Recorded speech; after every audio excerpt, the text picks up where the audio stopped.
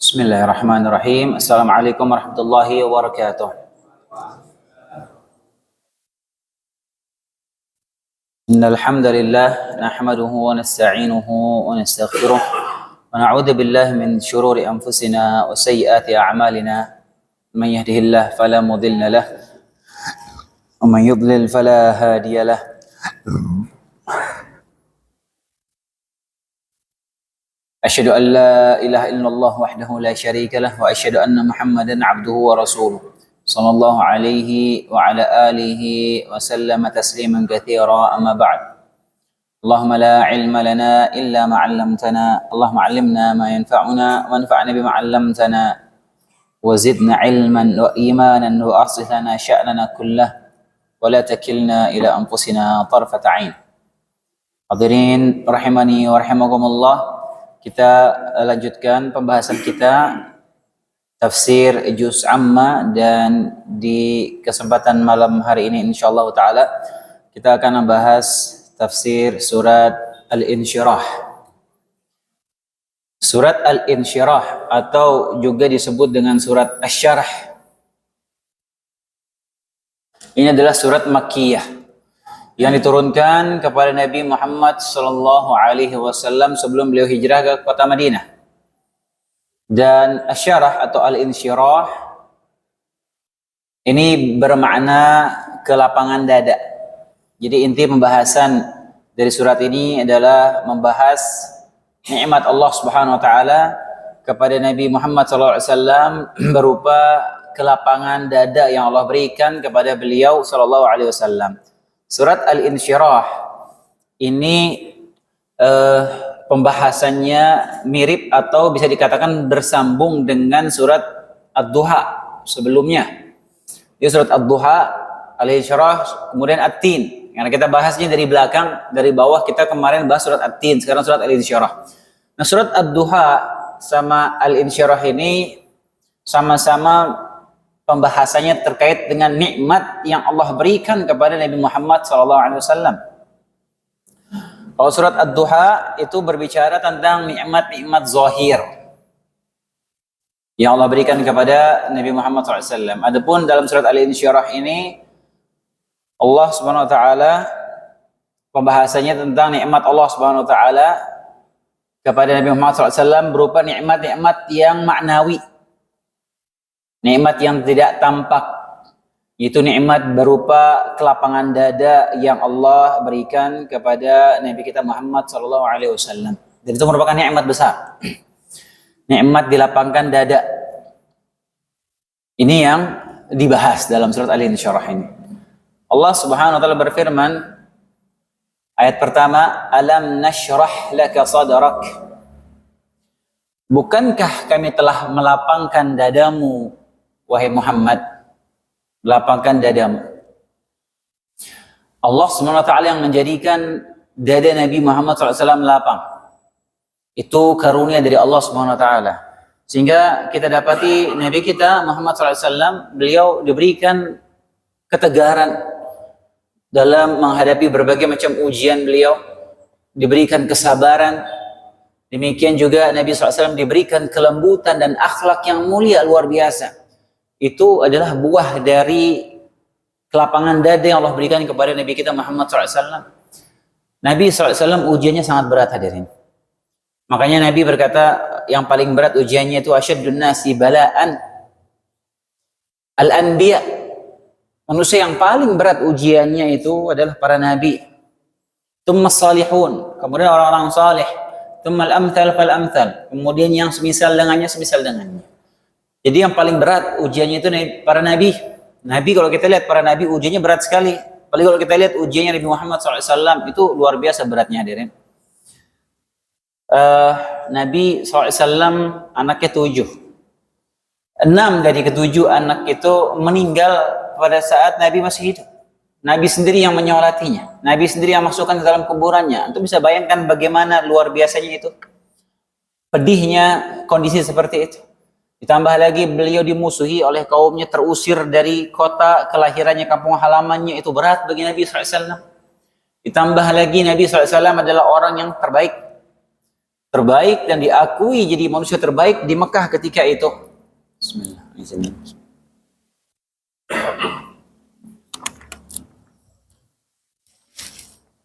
Yang seluruh penduduk Makkah itu memuji beliau, mengakui beliau adalah orang yang paling amanah, sampai diberikan julukan-julukan yang terpuji, Al-Amin, orang yang terpercaya, orang yang jujur, ya julukan-julukan mulia disematkan kepada Nabi Muhammad SAW, dan seluruh penduduk Makkah sepakat tentang hal itu. Beliau sangat dimuliakan, sangat dipuji Nabi Muhammad SAW. Tapi ketika beliau mendakwahkan tauhid, ketika beliau mendapatkan risalah kenabian, semuanya berbalik. Nabi diberikan julukan-julukan yang buruk, dikatakan sebagai penyihir, sebagai orang yang tersihir, sebagai orang gila, majnun, orang yang murtad, keluar dari ajaran nenek moyang, dicela, dicaci maki, dihina. Kondisi seperti itu berat sekali bagi mental seorang, hadirin. Antum bayangkan antum di suatu daerah, suatu tempat, antum yang awalnya dipuji, semua orang suka sama antum, tiba-tiba berbalik memusuhi seperti itu. Itu berat sekali bagi psikis seseorang, luar biasa. Makanya Allah SWT berfirman, innana na'lamu annahu yadhiqu sadruka bima yaqulun. Kata Allah SWT, sungguhnya kami mengetahui wahai Muhammad bahwasanya dadamu sesak atas apa yang mereka ucapkan kepadamu. Sesak. Tapi Allah berikan kepada Nabi SAW itu nikmat berupa kelapangan dada. Itu karunia besar. Ketika seorang itu dilapangkan dadanya oleh Allah Subhanahu wa taala, maka semua perkara itu menjadi terasa ringan, hadirin. Itu nikmat dari Allah Subhanahu wa taala. Karenanya orang yang kalau diberikan kelapangan dada, dia punya dada yang lapang, insya Allah perkara atau ujian atau cobaan berat itu akan terasa ringan dirasakan. Karena apa? Karena dadanya lapang. Berbeda kalau orang yang dia tidak punya kelapangan dada, masalah kecil itu bisa bikin dia stres aja, sesak dia, gelisah. Padahal masalahnya sepele. Kenapa? Karena dadanya sesak. Karena dadanya tidak lapang. Dan ini erat sekali kaitannya sama masalah keimanan, hadirin. Orang kalau dia bagus imannya, bagus tauhidnya, insya Allah Allah akan jadikan dadanya lapang. Insya Allah ketika dadanya sudah lapang, urusan seberat apapun, mau ujian musibah seberat apapun, dia akan bisa melewatinya dengan dada yang lapang. Itu karunia dari Allah Subhanahu wa taala, hadirin. Makanya ini nikmat yang khusus ini Allah sebutkan dalam surat ini. Bahwasanya Allah telah memberikan nikmat berupa kelapangan dada kepada Nabi Muhammad SAW khusus untuk menghadapi berbagai ujian. Ujian dalam kehidupan beliau, ujian dalam medan dakwah Nabi SAW, ujian dalam jihad-jihad beliau, dan seterusnya. Makanya ini juga bekal bagi para da'i, para duat. Ini bekal yang sangat penting. Itu dia punya kelapangan dada. Karena kalau orang seperti seorang dai tidak punya kelapangan dada, maka dia tidak siap menghadapi tantangan-tantangan dalam medan dakwahnya. Sulit dia mau berdakwah. Ketika dia dadanya sempit, dadanya sesak. Ya baper misalnya, dikit-dikit stres, dikit-dikit ngeluh, ya semua terasa berat. Dia anggapnya ini tanda orang yang dadanya sesak. Ya, dadanya sempit. Makanya hadirin azanallahu wa iyyakum, Nabi Musa alaihissalam ketika Allah perintahkan Nabi Musa untuk berdakwah, mendakwahi Firaun. Yang didakwahi ini bukan orang sembarangan, hadirin. Bukan presiden. Bukan selevel presiden ya biasa, bukan. Firaun nih, yang bayi satu negerinya disembelih sama dia. Na'udzubillah. Wah itu Nabi Musa ini lagi sedang bermasalah lagi diuber-uber sama Firaun, mau dibunuh gara-gara bunuh orangnya Firaun. kabur 10 tahun. Nabi Musa balik suruh dakwahi Fir'aun, balik sama Fir'aun dakwahi dia. Yang orang ngaku Tuhan. Ngeri. Raja yang paling berkuasa ketika itu, yang paling sangar, paling mengerikan. Wah, Nabi Musa ini lagi sedang bermasalah sama Fir'aun, kabur 10 tahun, suruh balik dakwahi dia. Berat sekali perintah itu. Apa yang pertama kali Nabi Musa minta sama Allah Subhanahu wa taala? Minta kelapangan dada. Kayak Allah berfirman, "Idhab ila fir'auna innahu tagha." Pergilah engkau wahai Musa kepada Fir'aun, karena sungguh Fir'aun itu sudah melampaui batas. Qala rabbi shrah li sadri. Ya Allah, kata Nabi Musa berdoa sebelum menghadap Fir'aun, ya Allah lapangkanlah dadaku. Wa yassirli amri. Baru dia minta doa dimudahkan urusannya. Pertama diminta apa? Lapangin dulu dadanya nih. Ketika Allah sudah jadikan dadanya lapang, mau Fir'aun kayak mau siapa dihadapi. Insya Allah, karena dia yakin Allah akan tolong dia. Dia yakin Allah akan bela dia. Menghadapi manusia sesangar sekejam Fir'aun itu kecil. Ketika dada sudah dilapangkan. Terasa ringan mau menghadap Fir'aun. Karena apa? Karena dada sudah dilapangkan Allah SWT. Rabbi syrah li sadri wa yassir li amri. Dan mudahkanlah urusanku. Wahlul 'uqdatam min lisani yafqahu qawli. Dan hilangkanlah ikatan dari lisanku ini.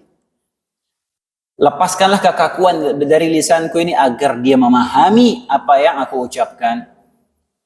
Itu doanya Nabi Musa alaihissalam. Pertama dia minta apa? Kelapangan dada. Ya makanya ini penting hadirin. Kita punya dada yang lapang itu nikmat dari Allah Subhanahu wa taala. Legowo, nerimo. Ya, dia merasa ringan segala sesuatu yang dihadapi karena apa? Karena Allah sudah melapangkan dadanya. Baik. Hadirin azanallahu wa iyyakum. Kelapangan dada yang Allah berikan kepada Nabi Muhammad SAW ini, kata Al-Hafidz Ibnu Katsir, itu maknanya dua ya. Ada yang Allah lapangan dada Nabi Muhammad SAW itu secara maknawi, ada yang secara hissi, secara indrawi. Kalau yang secara maknawi, itu Allah lapangkan dada Nabi Muhammad SAW agar beliau sabar dalam menghadapi berbagai ujian, cobaan, dan beliau sabar lembut ketika menghadapi celaan dan lain sebagainya. Akhlak yang mulia. Ini makna dada dilapangkan secara maknawi. Makna kedua, dada Nabi Muhammad SAW itu dilapangkan secara hissi, secara indrawi, secara nyata, real. Yaitu ketika Nabi Muhammad SAW dibelah dadanya dan dibersihkan jantungnya, dicuci oleh malaikat Jibril ketika beliau masih kecil. Bahkan 2 kali disebutkan ketika Isra Mi'raj juga dilakukan. Dibersihkan dari Nabi SAW langsung. Makanya sebagian sahabat pernah melihat bekas jahitan di dada Nabi itu. Dan ini nyata hadirin. Dan kedua makna ini tidak bertentangan, saling berkaitan. Dua-duanya benar. Itu adalah bentuk bagaimana Allah melapangkan dada Nabi Muhammad SAW. Dan terbukti bagaimana kalau kita lihat dalam sejarah bagaimana lapangnya dada Nabi Muhammad SAW itu luar biasa hadirin. Orang seperti kita nggak mungkin bisa seperti itu. Nggak mungkin. Abdullah bin Ubay bin Salul. Ini dia Rasul Munafiqin. Dia gembongnya orang munafik di Madinah. Dan dia sangat menampakkan permusuhannya kepada Nabi Muhammad SAW. Sangat banyak gangguannya yang merugikan Nabi Muhammad SAW. Selama di Madinah, orang ini, nih Abdullah bin Ubay bin Salul. Orang tokohnya, kepalanya orang munafik. Dia yang mundur dengan 300 pasukan ketika mau perang Uhud. Sudah nyampe ke Uhud, sebentar lagi mulai perang, dia pulang bawa 300 pasukan. Sehingga porak-poranda itu pasukan Nabi kalah di perang Uhud. Kemudian dia juga paling semangat ketika terjadi fitnah yang menuduh Aisyah radhiyallahu taala anha berzina. Di fitnah, dia yang paling semangat dia nyebarkan isu itu. Oh, ini kesempatan dia buat menyerang Nabi SAW. Semangat dia nuduh istri Nabi berzina. Dan berbagai gangguan-gangguan lainnya. Dia orang munafik. Dia tokoh besar di Madinah. Tapi ketika dia meninggal dunia, dia punya anak. Anaknya seorang sahabat yang mulia. Namanya Abdullah juga. Abdullah bin Abdullah bin Ubay bin Salul. Anaknya namanya Abdullah juga. Abdullah ini anak ini orang yang sangat soleh. Sahabat yang mulia. Dia beriman kepada Nabi SAW. Ketika Abdullah bin Ubay bin Salul ini meninggal, Dia datang kepada Nabi Muhammad SAW minta bajunya Nabi untuk dijadikan kafan untuk ayahnya yang orang munafik itu. Dikasih sama Nabi. Kemudian Nabi bilang, kalau kamu udah selesai ini, kabarin saya ya. Nanti saya sholatin. Mau disolatin. Sampai udah selesai dikabarin, Nabi datang, Nabi mau sholatin jenazahnya Abdullah bin Ubay bin Salul. Umar bin Khattab tarik-tarik Nabi. Wahai Rasulullah, kamu mau sholatin orang ini? Jangan. Terus ditarik sama Nabi, sama Umar. Jangan sholatin orang ini. Kata Nabi SAW, aku dikasih dua pilihan. Kata Allah SWT. Allah sebutkan dalam Al-Quran. In tastaghfir lahum, aw la tastaghfir lahum. Wa in tastaghfir lahum 70 marah, la yaghfir Allahu lahum. Kamu mau minta ampun atau enggak minta ampun kepada mereka orang munafik, atau kamu minta ampun 70 kali, Allah tidak akan ampuni mereka. Tapi masih ada pilihan di situ, kata Nabi SAW, dan aku mau ambil pilihan itu. Sehingga Nabi sholatin Abdullah bin Ubay bin Salul. Kemudian Allah turunkan firman-Nya, wala tusalli ala ahadin minhum mata abada wala taqum ala qabrih. Jangan kamu mensolati salah seorang yang mati di antara mereka orang munafik, jangan disolati, jangan kau berdiri atas kuburannya. Maka selalu Nabi tidak melakukannya lagi. Antum bayangkan, Nabi masih mau menyolati. Ketika Fathu Makkah, banyak orang-orang yang luar biasa jahatnya kepada Nabi Muhammad SAW. Ada Hindun yang dia sampai ngebelah dadanya Hamzah paman Nabi, yang beliau sangat cinta sama pamannya ini. Dimaafin sama Nabi ketika Fathu Makkah. Ya, orang-orang yang berbuat zalim kepada Nabi dimaafin semua sama Nabi SAW. Lapang dadanya. Ya, itu kelapangan dari Nabi luar biasa. Coba kita di posisi itu, hadirin. Ya, subhanallah. Ya, luar biasa ya. Kalau kita lihat sejarah akhlaknya Nabi luar biasa. Itu buah dari kelapangan dada beliau sallallahu alaihi wasallam. Kemudian ayat kedua, wa wada'na 'anka wizrak. Wa wada'na 'anka wizrak. Dan kami pun telah menurunkan bebanmu darimu. Wizr itu, hadirin, kalau secara bahasa wizrun itu secara bahasa artinya dosa. Kalau di sini maknanya beban. Tapi kalau secara bahasa wizrun itu artinya dosa. Maka ada beberapa pendapat dari kalangan ahli tafsir terkait makna ayat ini. Sebagian ahli tafsir memaknai bahwasanya wa wada'na 'anka wizrak, artinya kami pun telah menurunkan dosamu wahai Muhammad. Artinya dosa-dosa Nabi Muhammad SAW, baik sebelum beliau diangkat jadi Nabi maupun setelah diangkat jadi Nabi. Ini tetap penafsiran. Penafsiran yang lain maksudnya wa wada'na 'anka wizrak itu artinya kami telah menurunkan beban dosa-dosa umatmu wahai Muhammad. Bukan dosa-dosa Nabi Muhammad SAW. Karena dosa ini beban. Dosa ini beban. Dosa-dosa kita itu beban bagi kita. Sedangkan Nabi SAW, Allah sebutkan sifat beliau itu adalah membebani beliau apa yang membebani umatnya. Termasuk dosa-dosa kita. Itu berat dirasa oleh Nabi SAW. Membebani Nabi SAW. Karena makanya Allah berfirman, laqad ja'akum rasulun min anfusikum azizun 'alaihi ma'anitum harisun 'alaikum bil mu'minina raufur rahim. Telah datang seorang rasul dari jenis kalian. Berat dirasa oleh rasul ini apa yang menimpa kalian. Termasuk dosa-dosa kalian tuh berat dirasa oleh Nabi Muhammad SAW. Harisun 'alaikum, beliau sangat menginginkan kebaikan, keimanan atas kalian, bil mu'minina raufur rahim, dan beliau sangat lembut, sangat santun kepada orang-orang yang beriman.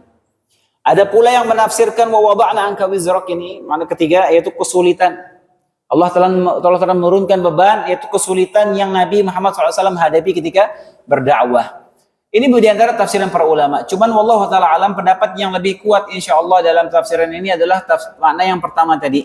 Bahwasanya Allah telah menurunkan beban dosa Nabi Muhammad SAW.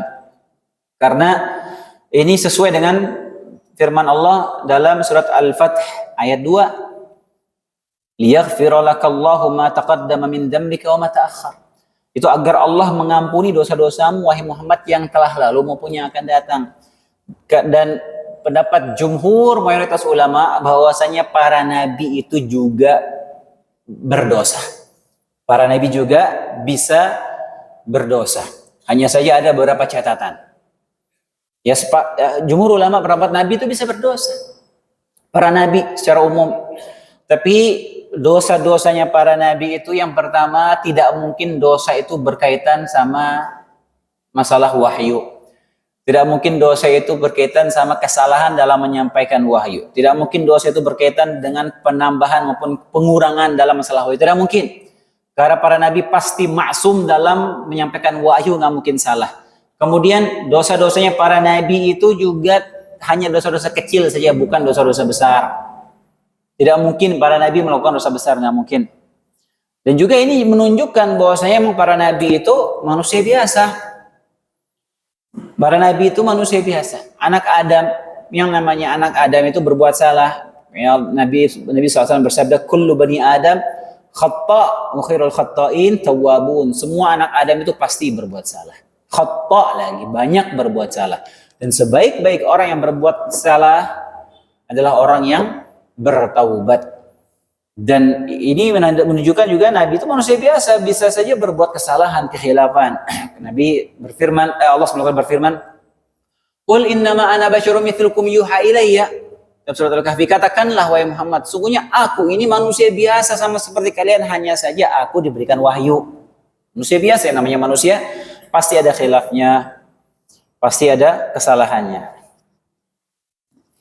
Para nabi banyak ya berbuat. Ya Allah sebutkan dalam beberapa ayat dalam Al-Quran kesalahan-kesalahan yang pernah dilakukan oleh para nabi. Seperti Nabi Adam, ma'ruf.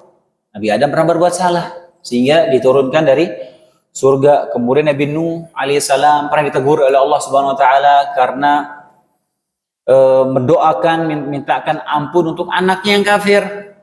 Allah tegur. Allah tegur bahwasanya itu bukan anakmu, kata Allah Subhanahu wa taala.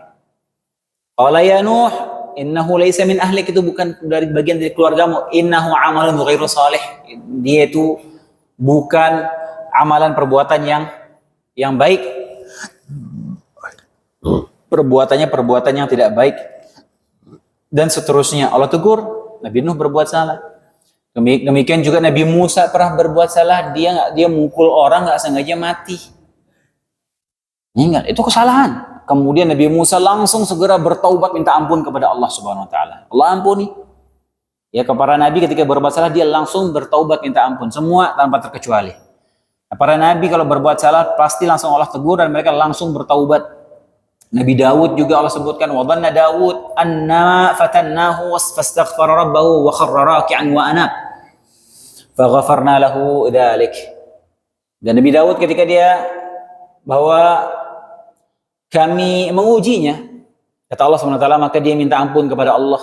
Kemudian dia sujud kepada Allah SWT, bertaubat, dan kami mengampuni kesalahannya. Sebutkan Nabi Daud itu dia langsung memutuskan suatu hukum tanpa mendengar dari kedua belah pihak. Demikian juga Nabi Muhammad SAW dalam beberapa ayat Allah tegur ketika Nabi berbuat salah. Dalam surat Abasa wa tawalla an ja'ahul a'ma, ini teguran karena Nabi berbuat salah di situ.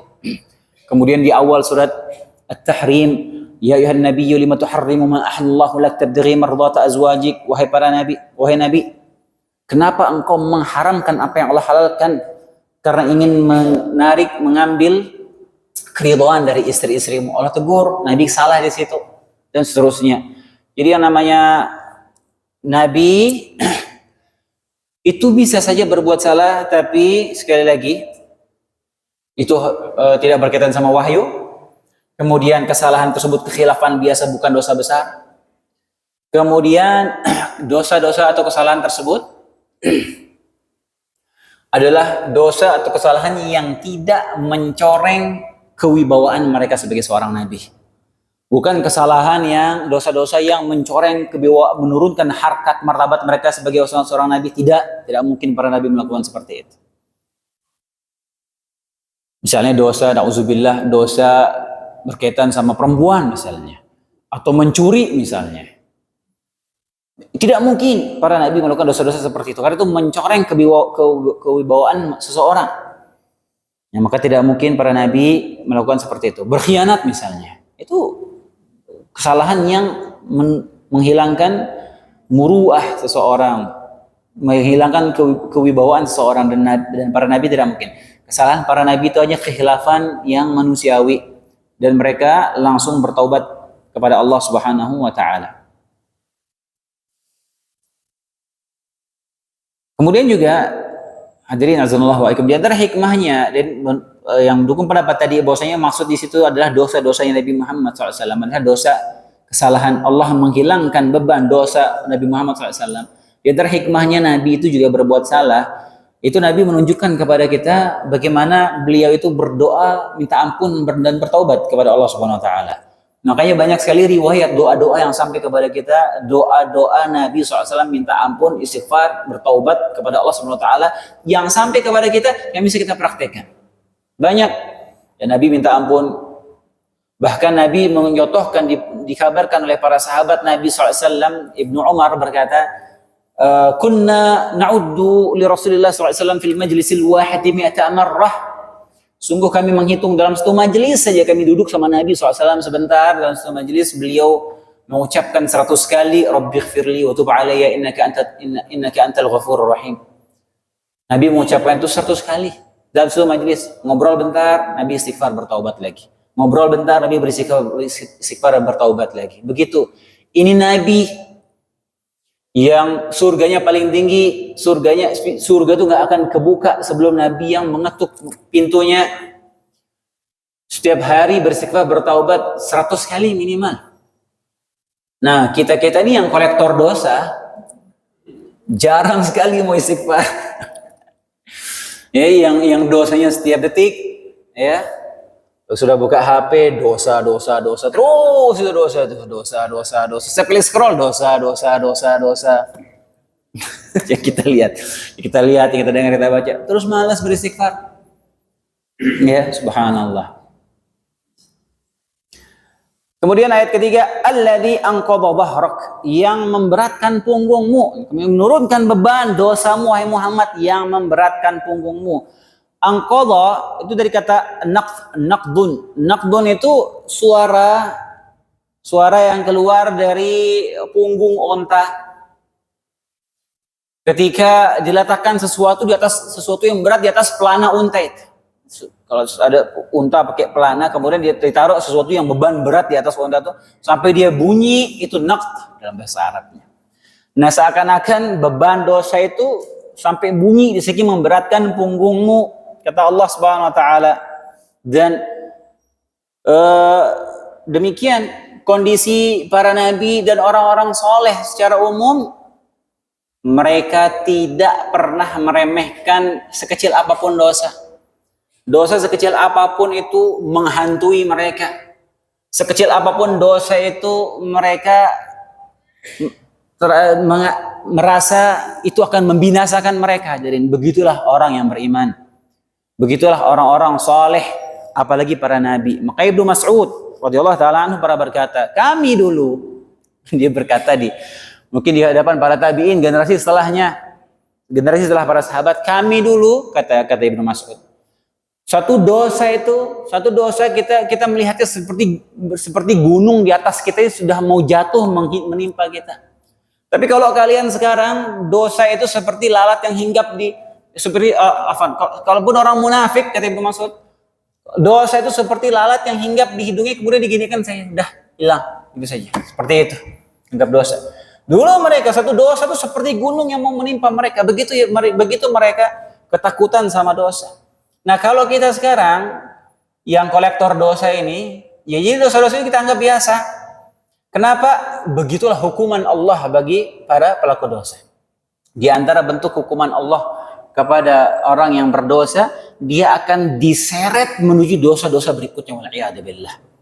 Maka ketika seorang dia berbuat dosa, dia tidak segera introspeksi, muhasabah, beristighfar, bertaubat, stop dari dosa itu, maka dia akan ke dosa-dosa berikutnya sehingga dia menjadi terbiasa dengan dosa-dosa tersebut. Bukan nggak jadi beban bagi dia.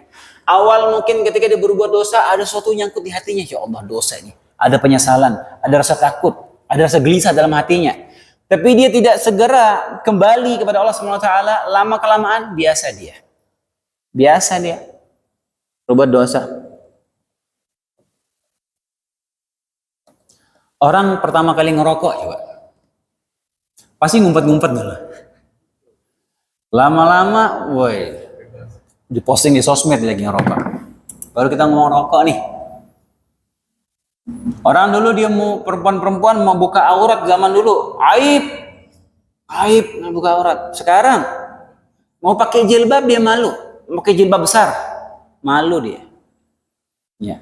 Lihat bagaimana hukuman dari Allah SWT seperti itu. Ketika dosa sudah dianggap biasa, itu mengerikan hadirin. Wa'iyadzubillah.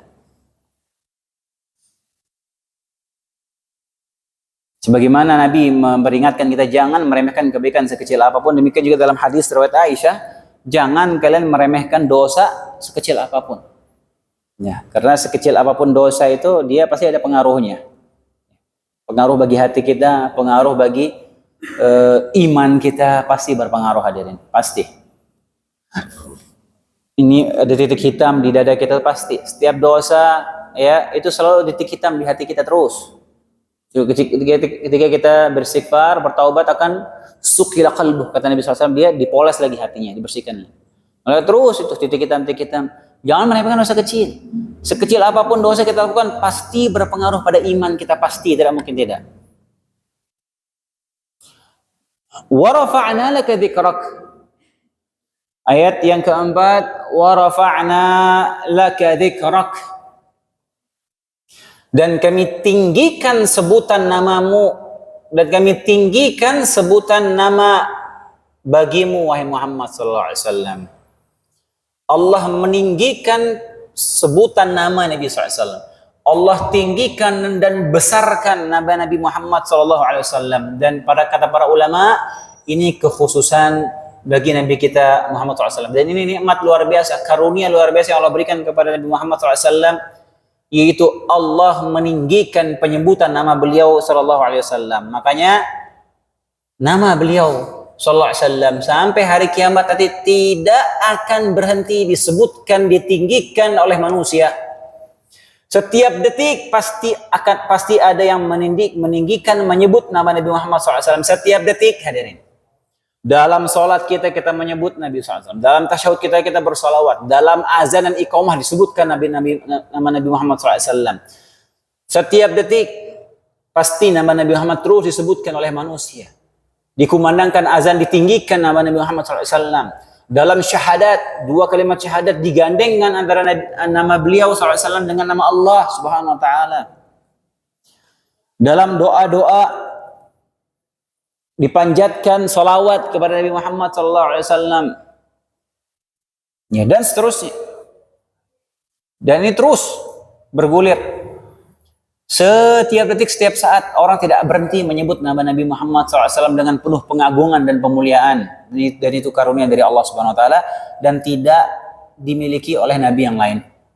Tidak ada. Ya, setiap detik ada aja orang sholat, setiap detik ada aja orang yang sedang mengumandangkan azan di seluruh belahan dunia ini. Ada aja orang yang sedang bersalawat, ada aja yang orang membaca syahadat dan seterusnya. Tidak berhenti orang menyebut nama Nabi Muhammad SAW. Luar biasa. Subhanallah, itu karunia dari Allah Subhanahu wa Ta'ala. Kemudian tidak ada orang besar manapun dalam sepanjang sejarah yang seperti itu, nggak ada. Tidak ada yang namanya setinggi itu di muka bumi ini, tidak ada. Hanya Nabi Muhammad SAW yang terus ditinggikan namanya oleh manusia ila yaumil qiyamah. Para ulama menyebutkan hadirin, ini perhatikan, ini faedah penting. Di sini juga disebutkan oleh Syekhul Islam Ibnu Taimiyah bahwasanya keutamaan ini emang secara khusus bagi Nabi SAW. Tapi kata sebagian ulama seperti Syekhul Islam Ibnu Taimiyah, barang siapa yang menempuh jalannya Nabi Muhammad SAW, maka dia bisa mendapatkan keutamaan seperti itu walaupun tidak sesempurna Nabi Muhammad SAW. Dia bisa mendapatkan keutamaan ditinggikan namanya oleh Allah Subhanahu Wa Taala ketika dia menempuh jalan Nabi SAW dan dia berjuang berjihad demi Islam.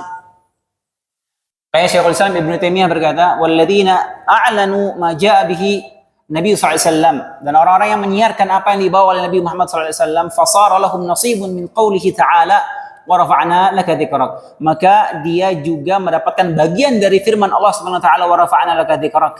Fa inna ma akramallahu bihi nabiyuhu min sa'adati dunya wal akhirah fal mu'minina al mutabi'in nasibun biqadri imanihim. Karena kebahagiaan dunia akhirat yang Allah anugerahkan kepada Nabi Muhammad SAW, maka kaum mukminin yang meneladani beliau juga mendapatkan bagian dari hal tersebut sekedar iman mereka. Makanya subhanallah ya, dan ini benar yang Syekhul Islam katakan. Kita lihat para ulama yang dia menghabiskan umur mereka untuk berkhidmat untuk Islam ini, nama mereka disebut sampai hari kiamat. Siapa yang tidak mengenal Imam Syafi'i rahimahullah ta'ala? Siapa yang tidak mengenal Imam Ahmad, Imam Bukhari, Imam Malik, Imam Abu Hanifah, Ibnu Qayyim rahimahullah ta'ala, Ibnu Taimiyah rahimahullah ta'ala, dan ulama-ulama yang lainnya. Kitab-kitab mereka fenomenal, dikaji di seluruh dunia. Nama mereka disebut, plus didoakan lagi oleh kaum muslimin. Bukankah kita ketika menyebut nama mereka, kita mengkaji buku-buku mereka, kita menyebut nama mereka, kita mendoakan mereka rahimahullah. Semoga Allah merahmati mereka. Imam Syafi'i rahimahullah, Imam Ahmad rahimahullah, Syekhul Islam Ibnu Taimiyah rahimahullah, Imam Bukhari rahimahullah. Bahwa semua orang yang mengkaji karya mereka, terus disebut nama mereka oleh kaum muslimin sambil didoakan. Ya subhanallah. Dikaji terus kitab-kitab karena mereka berjuang, berkhidmat, menghabiskan umur mereka untuk Islam. Mereka para ulama yang jasa mereka luar biasa bagi kaum muslimin. Dan kita rasakan jasa mereka. Karya-karya, buku-buku mereka, kita tinggal nikmati. Mereka yang mengumpulkan, mereka yang menelaah, mereka yang menganalisa, mereka yang menuliskan dalam buku-buku mereka. Itu yang Syekhul Islam katakan tadi, benar. Ya, dia dapat bagian dari kenikmatan tersebut ketika dia mengikuti Nabi Muhammad SAW. Fa inna ma'al usri yusra, inna ma'al usri yusra. Ayat kelima dan keenam. Maka sesungguhnya bersama kesulitan ada kemudahan. Sesungguhnya bersama kesulitan ada kemudahan. Ada pengulangan di sini. Fa inna ma'al usri yusra, inna ma'al usri yusra. Kepada ahli tafsir di sini berkata ayat ini berkaitan dengan kesulitan dakwah yang dihadapi oleh Nabi Muhammad SAW. Sehingga Allah menenangkan hati Nabi SAW dengan ayat ini. Bahwasanya setiap kesulitan itu pasti ada kemudahan datang setelah. Sesuai juga dengan firman Allah Subhanahu wa taala, "Sayaj'alullahu ba'da usri yusra." Allah akan memberikan kemudahan setelah kesulitan. Sebagaimana juga sabda Nabi SAW, "Innan nasra ma'as sabr, wa annal faraja ma'al karab, wa anna ma'al usri yusra." Sungguhnya pertolongan itu datang bersamaan dengan kesabaran. Dan kelapangan itu datang bersamaan dengan penderitaan. Dan sesungguhnya bersama kesulitan itu pasti ada kemudahan. Maka di sini Allah menekankan dengan beberapa penguat. Allah tekankan bahwasanya dalam kesulitan itu pasti ada kemudahan. Pasti ada kemudahan. Bahkan Allah sebutkan dalam ayat ini 2 kali. Satu kesulitan akan ada 2 kemudahan. Ini yang para ulama menyebutkan. Kesulitan dalam ayat ini dia pakai alif lam, dia ma'rifah. Itu menunjukkan itu kesulitan yang sama. Tapi Allah menyebutkan yusra, kemudahan itu dia nakirah, tidak pakai alif lam, itu menunjukkan itu kemudahan yang berbeda. Jadi dalam satu kesulitan akan Allah datangkan 2 kemudahan. Syaratnya apa? Syaratnya dia bertakwa sama Allah Subhanahu wa taala. Orang yang bertakwa, dia bersabar, dia husnuzon sama Allah Subhanahu wa taala, maka pasti Allah akan menolongnya setelah kesulitan. Setelah dia diguncang oleh berbagai macam ujian, musibah, maka pasti Allah akan datangkan kemudahan bagi dia. Pasti, tidak mungkin tidak. Sampai dia bertakwa, dia bersabar, dia husnuzan kepada Allah Subhanahu wa taala. Wa may yattaqillah yaj'al lahu makhraja wa yarzuqhu min haitsu la yahtasib. Barang siapa yang bertakwa kepada Allah, maka Allah akan jadikan bagi dia jalan keluar, dan kami akan berikan dia rezeki dari jalan yang tidak dia sangka-sangka. Bagi siapa? Bagi orang yang bertakwa kepada Allah Subhanahu wa taala. Fa idza faraghta fansab. Ayat ke-7. Maka apabila engkau telah selesai dari suatu urusan, tetaplah bekerja keras untuk urusan yang lain. Ini maknanya ada 2 pendapat di sini hadirin, ya. Yang pertama, jika engkau selesai dari urusan akhiratmu, maka fokuslah, seriuslah untuk ibadah untuk urusan akhirat berikutnya. Ini makna tafsiran pertama. Tafsiran kedua, kalau engkau sudah selesai dari urusan duniamu, selesai urusan dunia, maka semangatlah dan konsentrasi fokus pada urusan akhirat. Yang pertama, selesai urusan akhirat, fokus ke urusan akhirat berikutnya, ibadah berikutnya. Habis ibadah, kejar ibadah yang lainnya. Mana kedua, kalau kalian sudah selesai di urusan duniamu, maka fokus konsentrasi di urusan akhirat. Jangan kebalik. Fokus urusan dunia aja dari pagi sampai siang, terus pas sholat masih mikirin dunia. Siapa di sini yang kalau lagi sujud masih mikirin dunia? Jangan angkat tangan.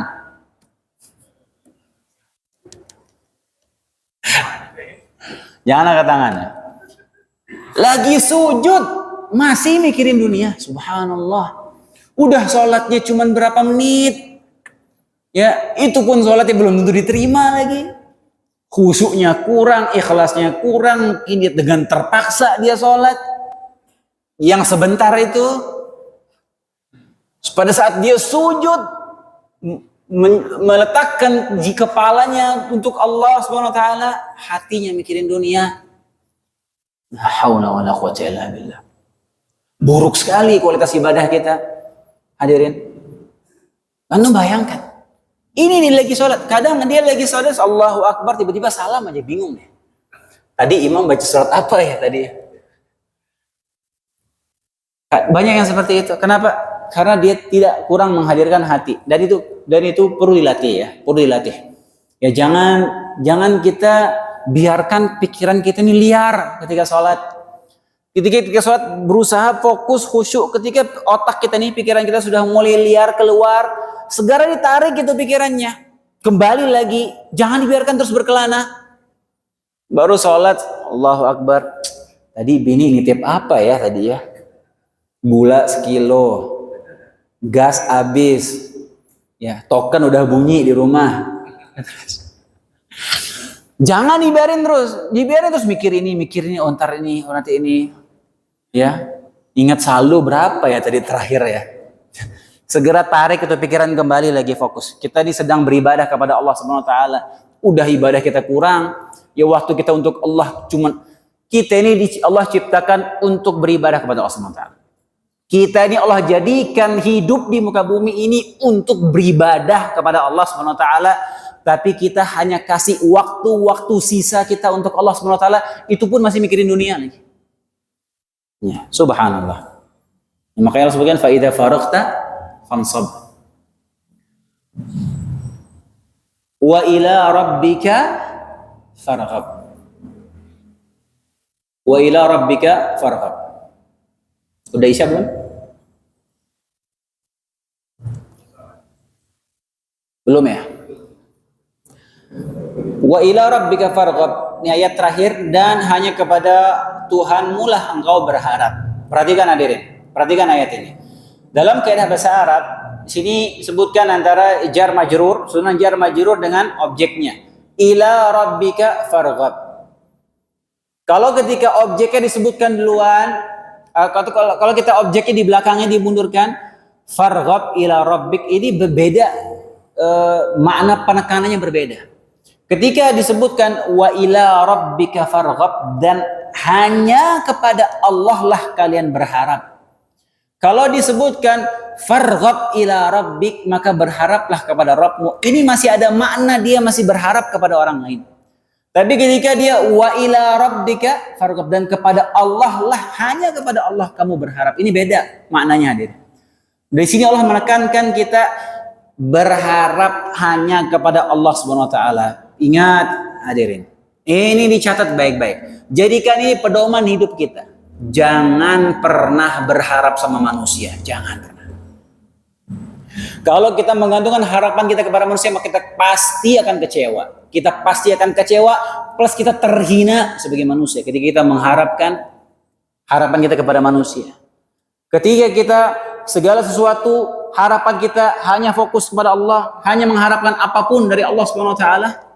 Walaupun melalui perantara manusia kita menunggu pertolongan dari manusia, tapi tetap hati kita ini mengharapkan itu, harapan kita bergantung kepada Allah Subhanahu wa taala. Ini menandakan kualitas tauhid kita sudah bagus saja. Tauhidnya sudah keren, sudah bagus insyaallah. Itu barometer kalau ini orang tauhid itu sudah bagus. Ketika dia tidak menyandarkan, tidak mengharapkan apapun dari manusia. Ini makna rububiyah. Makanya Allah sebutkan wa ila rabbika. Rabb Allah sebutkan di sini. Ini menunjukkan makna rububiyah, dan ini rububiyah kita meyakini Allah yang mengatur semua. Allah yang memberikan rezeki, Allah yang menahan, Allah yang memberikan, Allah yang menghidupkan, Allah yang mematikan. Itu kita gantungkan semua kepada Rabb tersebut. Bukan kita mengharapkan kepada manusia. Kalau antum gantungkan harapan kepada manusia, antum terhina jadi manusia. Jangan pernah mengharapkan apapun dari manusia. Manusia itu lemah. Manusia itu hatinya berubah-ubah, dan Allah yang merubah-ubah hati manusia tersebut. Allah Ta'ala alam. Demikian yang bisa kita kaji di malam hari ini. Kurang lebihnya saya mohon maaf. Kita tutup dengan doa kafaratul majelis. Subhanakallahumma bihamdik, asyhadu an la ilaha illa anta astaghfiruka wa atubu ilaik. Assalamualaikum warahmatullahi wabarakatuh.